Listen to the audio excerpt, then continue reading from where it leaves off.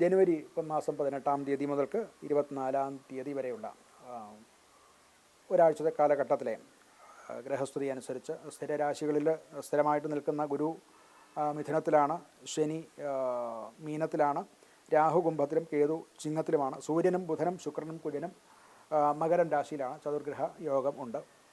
ഈ ഗ്രഹയോഗം വെച്ചുകൊണ്ട് എല്ലാ രാശിക്കാർക്കും ഉള്ള പൊതുവായിട്ടുള്ള ഫലമാണ് ഇവിടെ നിരൂപണം ചെയ്യുന്നത്. ആദ്യം നമുക്ക് മേടം രാശി നോക്കാം. മേടം രാശിക്ക് അശ്വതി, ഭരണി, കാർത്തിക, കാല ഈ നക്ഷത്രക്കാരാണ് മേടം രാശിയിൽ വരുന്നത്. ഇവരെ സംബന്ധിച്ചിടത്തോളം 10-ാം ഭാവത്തിൽ ദശമസ്ഥാനത്താണ് ചതുർഗ്രഹയോഗം വരുന്നത്. നേരത്തെ പറഞ്ഞ സൂര്യ ബുധ ശുക്ര കുജന്മാർ 10-ൽ വരുന്നു. തൊഴിൽ സംബന്ധിച്ച് അഥവാ അവരുടെ ജോലി സംബന്ധിച്ച് വളരെ ശക്തമായ മാറ്റങ്ങൾ സംഭവിക്കാവുന്ന ഒരു കാലമാണ്. പുതിയ അധികാരങ്ങൾ അവരിൽ വന്നു ചേരുക, ചില നൂതനമായിട്ടുള്ള മേൽനോട്ട ചുമതല ഇതൊക്കെ അവർ ഏറ്റെടുക്കേണ്ടതായിട്ടുണ്ട്. അതുപോലെ സർക്കാർ സംബന്ധിച്ചും സർക്കാരുമായിട്ടുള്ള ബന്ധങ്ങളിലും മറ്റ് ഭരണകൂടങ്ങളുമായിട്ടുള്ള ബന്ധങ്ങളിലുമൊക്കെ അവർ കുറച്ച് സൂക്ഷിക്കേണ്ടതാണ്. എന്തെന്നാൽ അങ്ങനെയുള്ള ഇതുകൊണ്ടുണ്ടാകേണ്ട നേട്ടങ്ങൾ ഉണ്ടാകും എന്നും കാണുന്നുണ്ട്. എന്നാൽ സംഘർഷഭരിതമായിരിക്കും അവരുടെ ഈ ജോലി സംബന്ധമായിട്ടുള്ള കാലം. ഈ സമ്മർദ്ദം അഭിമുഖീകരിക്കാൻ തക്കവണ്ണം ഉള്ള സ്ഥൈര്യം അവർ പ്രത്യേകം നോക്കേണ്ടതാണ്. സാമ്പത്തികമായിട്ട് വരുമാന വർധനവ് കാണിക്കുന്നുണ്ട്. അതുപോലെ തന്നെ സ്ഥാനക്കയറ്റം ജോലിയിലും മറ്റും സ്ഥാനക്കയറ്റം ഉണ്ടാവുക, മറ്റ് ബിസിനസ്സിലും മറ്റും പുതിയ പദ്ധതികൾ വന്നു ചേരുക, ഇതൊക്കെ അവർക്ക് സാധിക്കുന്നതാണ്. ചില ഇൻക്രിമെൻറ്റ് കിട്ടുക, അല്ലെങ്കിൽ ശമ്പള വർധനവ് കിട്ടുക, ഇതിനൊക്കെ സാഹചര്യം ഉണ്ട്. ആരോഗ്യപരമായിട്ട് തലവേദന ഉണ്ടാകാൻ സാധ്യതയുണ്ട്. രക്തസമ്മർദ്ദം ഉള്ളവർ പ്രത്യേകം സൂക്ഷിക്കണം, അത് കുറച്ച് കൂടാനുള്ള കാലമാണ്. അതുകൊണ്ട് തന്നെ ചില വിശ്രമം വളരെ അനിവാര്യമായിട്ടുള്ള കാര്യമാണ്. അല്ലെങ്കിൽ അവർക്ക് തലവേദന ആണ് പ്രധാനമായിട്ട് ശ്രദ്ധിക്കേണ്ട ഒരു കാര്യം. തലവേദന ഉണ്ടെങ്കിൽ തന്നെ അപ്പോൾ തന്നെ വിശ്രമിച്ചില്ല എന്നുണ്ടെങ്കിൽ ഇത് മറ്റു രോഗങ്ങളായിട്ട് മാറിയേക്കാം എന്നൊരു സൂചന ഇവിടെ കാണുന്നുണ്ട്. ആരോഗ്യപരമായിട്ട് ഈ പറയുന്ന വിശ്രമം അവർ ഈ ഒരാഴ്ച പ്രത്യേകമായിട്ട് ശ്രദ്ധിക്കേണ്ടതാണ്. കുടുംബ ബന്ധങ്ങളിൽ ചില ജോലി തിരക്ക് കൊണ്ട് കുടുംബത്തെ വേണ്ട വിധം ശ്രദ്ധിക്കാൻ സാധിക്കാതെ വരുന്നുണ്ട്. അതുകൊണ്ട് തന്നെ ആ ബന്ധങ്ങൾ കുറയും. കുടുംബത്തിൽ സമയം ചെലവഴിക്കാൻ സമയം കണ്ടെത്താതിരിക്കേണ്ടതായിട്ടുള്ള ഒരവസ്ഥാവിശേഷം അവർ നേരിടുന്നതാണ്.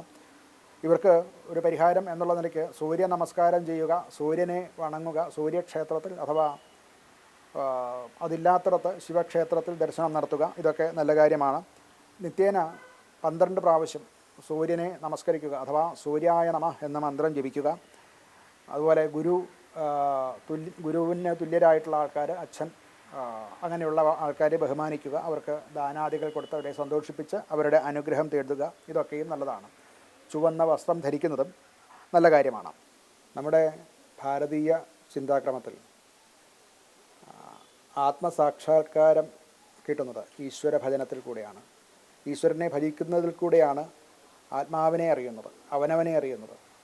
അവസാനം ഞാൻ തന്നെയാണ് ഈശ്വരൻ, ആ ഈശ്വര തത്വം മുഴുവനും എന്നിലടങ്ങിയിട്ടുണ്ട്, അതിൻ്റെ പരിപൂർണാവസ്ഥ ജഗത്തിലും എന്നിലും ഒരുപോലെ ദർശിക്കാൻ സാധിക്കുക എന്നതാണ് മോക്ഷമായിട്ട് ഋഷിമാർ പറഞ്ഞിട്ടുള്ളത്. ഇത് എല്ലാ തരത്തിലുള്ള ഏതവസ്ഥയിലുമുള്ള സാധാരണക്കാർക്ക് വരെ സാധിക്കാൻ വേണ്ടിയിട്ടാണ് നാം ഈശ്വരൻ്റെ പലതരത്തിലുള്ള മാനിഫെസ്റ്റേഷൻസ്, പലതരത്തിലുള്ള അവതാരങ്ങൾ, പലതരത്തിലുള്ള പല ഭാവങ്ങളിലുള്ള ഈശ്വര പ്രതിബിംബങ്ങൾ നമുക്കുണ്ടായിട്ടുള്ളത്. എന്നാൽ അതുകൊണ്ട് തന്നെ ധാരാളം ഈശ്വരന്മാർ നമുക്കുണ്ട്. ഇതൊക്കെ ഒന്നാണ് എന്നുള്ള ബോധവും ഭാരതീയന് എല്ലാവർക്കും തന്നെ ഉണ്ട്. എന്നാൽ ഇതിലൊക്കെ ഒരു വളരെ വിശേഷമായിട്ടുള്ള ഒരു പദ്ധതിയാണ് ഗണേശ പദ്ധതി. എന്തെന്നാൽ ഗണപതിയിൽ കൂടെ മാത്രമേ നമുക്ക് ഏതൊരു ഈശ്വരനിലേക്കും പ്രവേശമുള്ളൂ എന്നുള്ളതാണ്.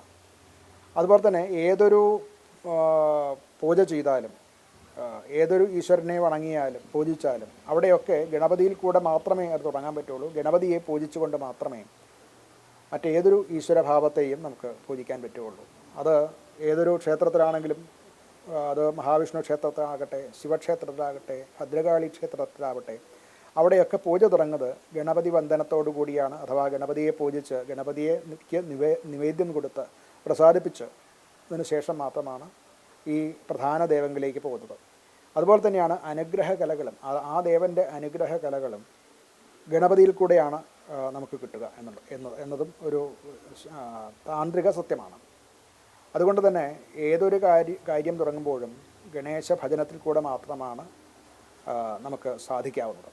ഇത്രയും വൈശിഷ്ട്യമുള്ള ഒരു ദേവൻ, അതായത് ഏത് തരത്തിലുള്ളവർക്കും, സാധാരണ വളരെ പാമരനായിട്ടുള്ള ഒരു വ്യക്തിക്കും വളരെ ചെറുതായിട്ടുള്ള കുട്ടിക്കും യോഗ അവസ്ഥയുടെ അങ്ങേയറ്റത്ത്, പാണ്ഡിത്യത്തിൻ്റെ അങ്ങേയറ്റത്ത് എത്തി നിൽക്കുന്നവർക്കും ഒരുപോലെ പ്രാപ്യമായതും എല്ലാവർക്കും സ്വീകാര്യമായിട്ടുള്ള ഗണപതിയാണ് ഭാരതത്തിലെ പ്രധാന ദേവൻ എന്ന് തന്നെ പറയാം. എന്ന് മാത്രമല്ല, ഇത് ലോകമെമ്പാടും ഒരു കാലത്ത് ലോകമെമ്പാടും ഈ ഗണേശ ഭജനം അഥവാ ഗണേശ തത്വം നല്ലവണ്ണം അറിഞ്ഞിരുന്നു എന്നുള്ളതിന് തെളിവുകളുണ്ട്. നമുക്ക് പ്രാർത്ഥിക്കാം ഗണപതിയെ. എല്ലാവർക്കും നന്മ വരട്ടെ. നമസ്കാരം.